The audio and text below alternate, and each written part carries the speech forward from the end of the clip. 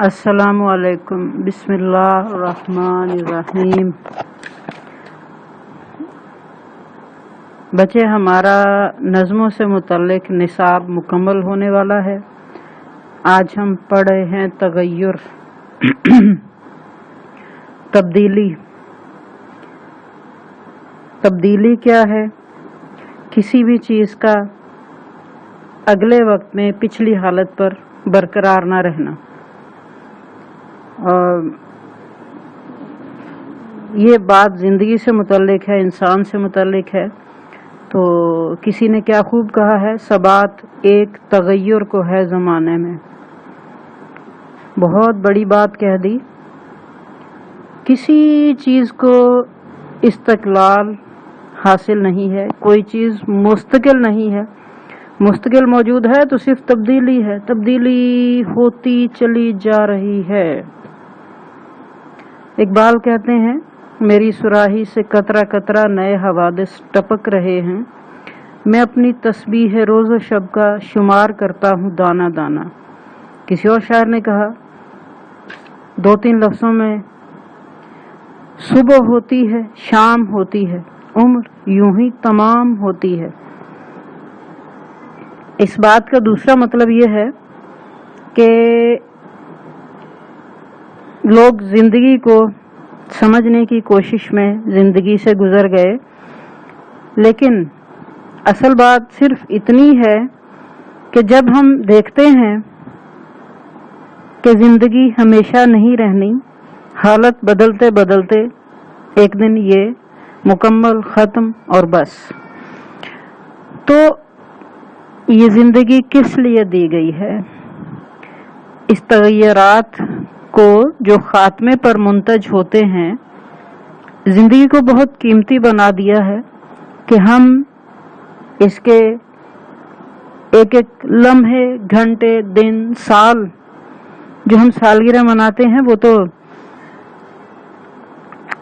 نہیں، ہم موت سے قریب ہو رہے ہیں۔ ہمیں اس وقت کو بہترین استعمال کرنا ہے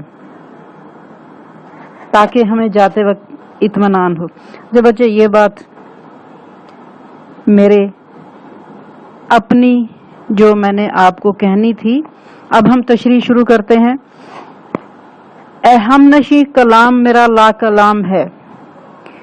لا کا مطلب نہیں ہوتا ہے، لا کلام کا مطلب عام طور پر یہ بنے گا کہ کوئی بات نہیں، لیکن لا کلام سے یہاں مراد میری بات بہت اہم ہے، بہت ضروری ہے، اس کو آپ سنیں۔ سن، زندگی تغیر پہم کا نام ہے۔ ہم نشی کا مطلب مخاطب، دوست، ساتھ بیٹھا ہوا۔ تو احسان دانش دوسرے لوگوں سے خطاب کر رہے ہیں، بات کر رہے ہیں کہ میں آپ کو جو بات بتانے جا رہا ہوں وہ نہ غیر اہم ہے، نہ ایسی ہے کہ اس کو سنا نہ جائے۔ سنیں اور اس پر سر دھنیں اور اس کو عمل میں لائیں کہ زندگی کوئی ساکت و جامد چیز نہیں ہے، رکی ہوئی نہیں ہے، یہ تو ایک مسلسل تبدیلی کا نام ہے۔ ایسی تبدیلی کسی حالت میں کسی طور پر نہیں رکتی۔ جب یہ رکے گی تو قیامت آ جائے گی، زندگی ختم ہو جائے گی۔ زندگی میں تبدیلی سب سے زیادہ موجود ہے، تبدیلی ہوتی رہنی ہے۔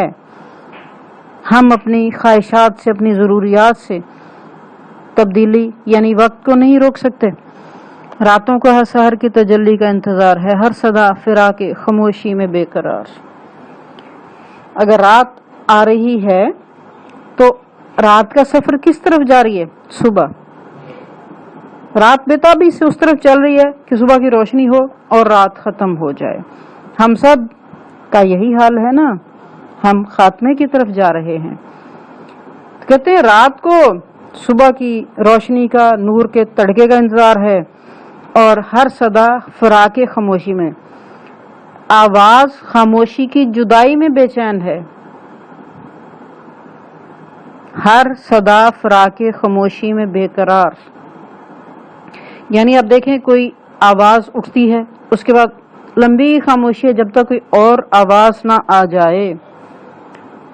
तो आवाज के होने का मतलब उसके बाद खामोशी है, और आवाज ने खामोशी को गले लगा लेना है।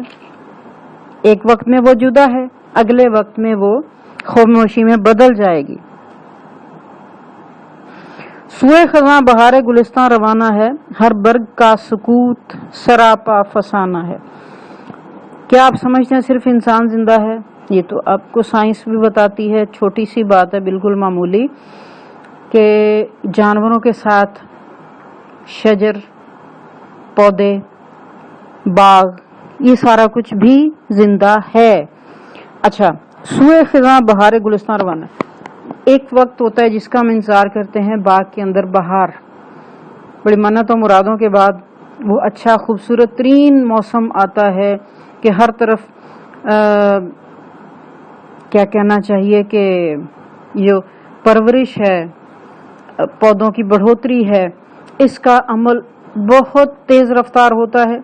लेकिन उसका एक वक्त है, बहार खत्म हो गई, और बहार आने से बहार का वक्त गुजरना शुरू हो जाता है।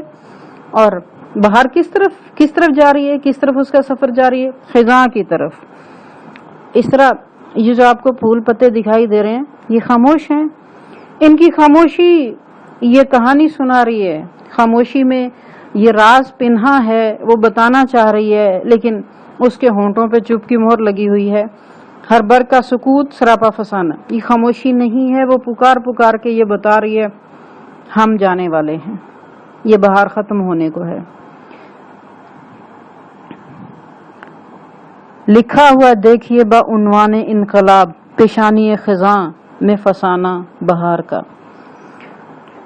निखत की कोशिशें कि निकलना नसीब हो, मौसम को ये लगन के बदलना नसीब। निखत खुशबू, आप पौधे को देखते हैं, कलियां मुंह बंद हैं, खुशबू उसके अंदर है। जब बहार की सुबह की ठंडी हवा बादे सबा नसीम उसको छुएगी, वो उसके पत्ते खुलकर नीचे की तरफ मुड़ जाएंगे, खुशबू छलांग लगा के बाहर निकलेगी, सारे में फैल जाएगी। तो जब वो निकल गई का मतलब कि उरूज के बाद ज़वाल शुरू हो गया, और मौसम खिज़ां के बाद बहार आई।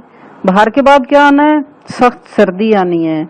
सर्दी गुजरेगी, फिर बहार आएगी और सख्त गर्मी आएगी।